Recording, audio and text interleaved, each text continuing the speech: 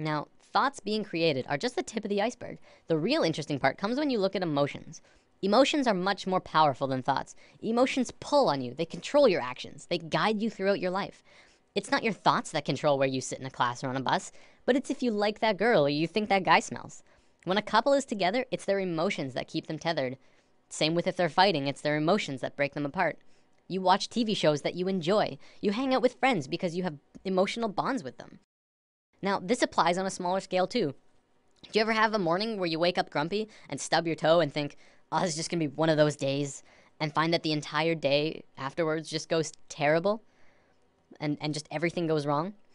What about the days when you wake up excited and happy and ready to go? Your whole day is just excellent in all of the right ways. Even if something bad does happen, you're less affected by it because you're in such a good place emotionally. The reason these differences in how your day goes is because of your emotional state.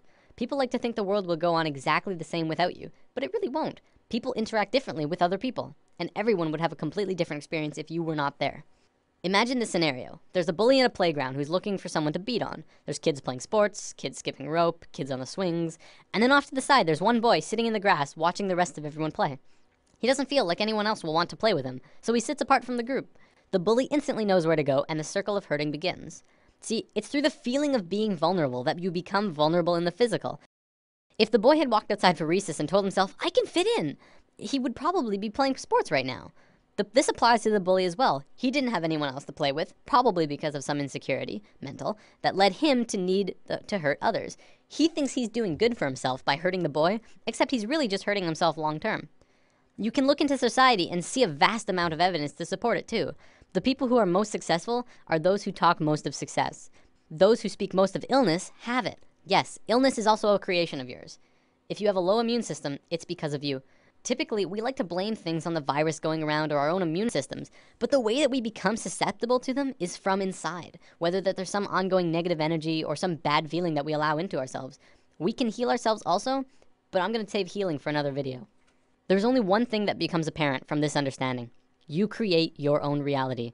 We are 100% responsible for the situations that we find ourselves in, the things that happen to us, good and bad. Throughout history, we've always played the blame game. It's his fault I didn't get the promotion. It's her fault I couldn't go to the game. It's everyone else's fault I'm so depressed. Whatever it is, and this may be the hardest thing to truly get, it's your fault. Your happiness, your sadness, your fears and your fortunes, every single experience of your life on earth was because of you. Remember, just as you are creating your own individual reality, we are all co-creating our realities as a collective. We are one species, and as a species, we are creating the realities that we are experiencing together. One common argument I hear is, what about starving kids in Africa? How are they creating their starving reality? I would respond to that the Western way of life is not really allowing for everyone on the planet to live in the same abundance that the Westerners are, is it? We're using up all of the world's resources, hardly sharing anything unless they're paying a lot for it or if we're getting something out of it. And we ask why they're poor?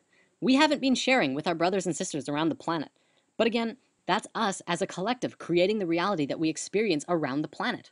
This applies through all levels. As a family, you create your reality, and your actions will change what the family experiences. Because of this, and because we are not in tune with ourselves, it may often seem that sometimes we don't have complete control over what it is we experience.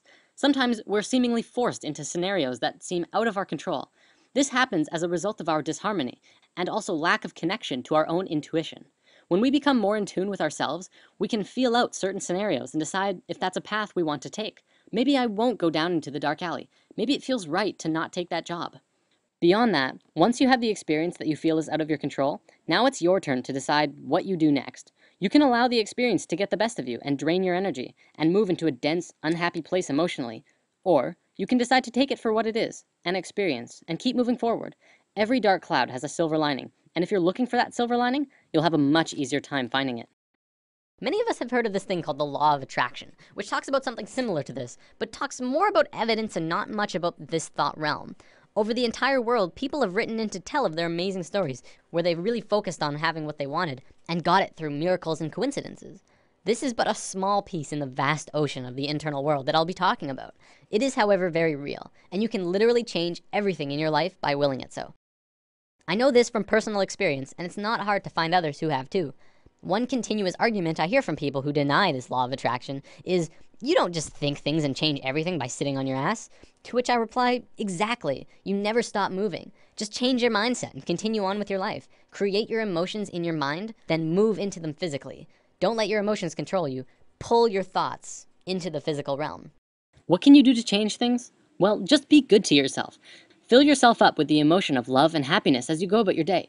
Treat yourself and try to change your perception of your life from what others think is best for you to what you think is best for you. Take a few minutes to sit down and actually just ask yourself, what do you really want? Of course, at first a lot of people might first think of money, wealth, fame, and luxury. And hey, those things are pretty nice. But will they buy you happiness?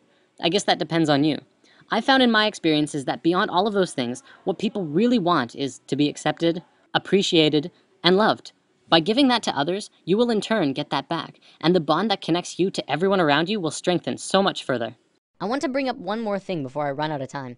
There was a scientist in Japan a few years back who made an incredible discovery, but one that also went largely unnoticed or recognized by the global scientific community.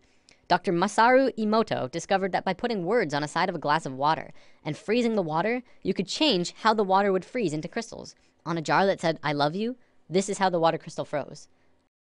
On a jar that said, "You make me sick, I want to kill you," it froze like this.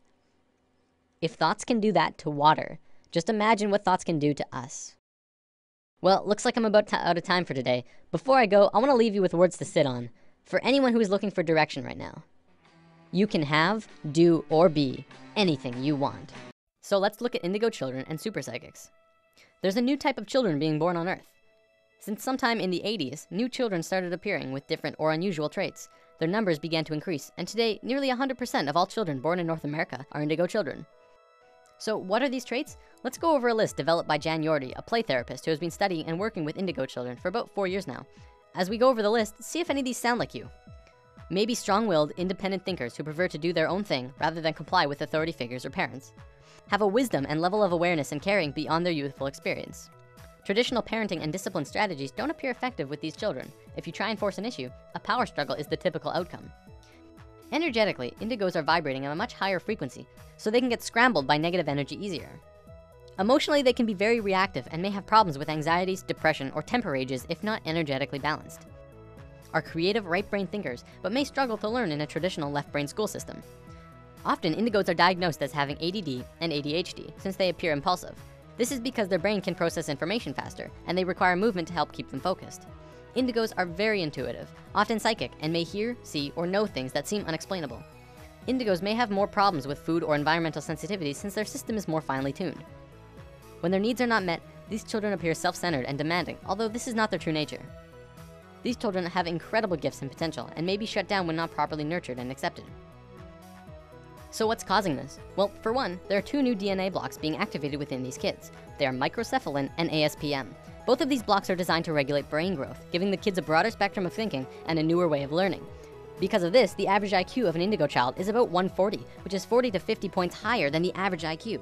We're just learning now that our school system's methods of teaching are becoming outdated. It's because our kids are changing. We're going to look at the broader spectrum of why this is happening in a moment. For now, let's move on to the badassery that is the super psychics. These kids are hardcore. They can do anything, literally. Some can move solid objects through walls with their minds. Some are blind, yet they can see everything around them from a myriad of different screens within their head. There are some who can look at a person and know absolutely everything about a person just from looking at them, including when they'll die. So why haven't we heard about this? You'd think this would be huge in the world. Well, for one, almost all super psychic children are in China, and almost all of the evidence is hardly ever rendered into English, although some of it does make it into the public in China. If you want to learn more about this, the book China's Super Psychics by Paul Dong and Thomas Raphael is a great starting place. Before we wrap up, we totally have to bring this video full circle. What on earth do the new children have to do with male and female energy? Isn't it obvious? Indigo children are directly connected to our species' male energy, and super psychics to our female. As we grow closer and closer to the peak of the shift, the planet itself is beginning to change. Essentially, this is happening to balance us out.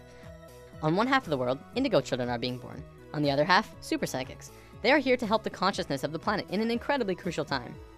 There are way more indigo children on the planet than super psychics because it's our male energy that needs to understand. It's through the indigo children and their new way of thinking, which is affecting the consciousness of the planet, putting us back onto the harmonious path.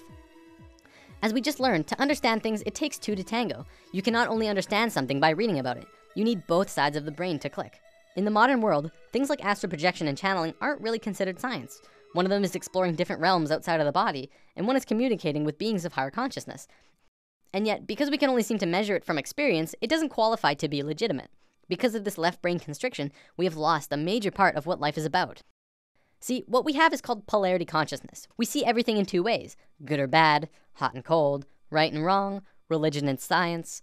To once again become harmonious with each other on the planet, we have to learn to understand again from the left brain. When this happens, we can move out of polarity consciousness into unity consciousness, and that's essentially where we're going. That about wraps it up. See you next time.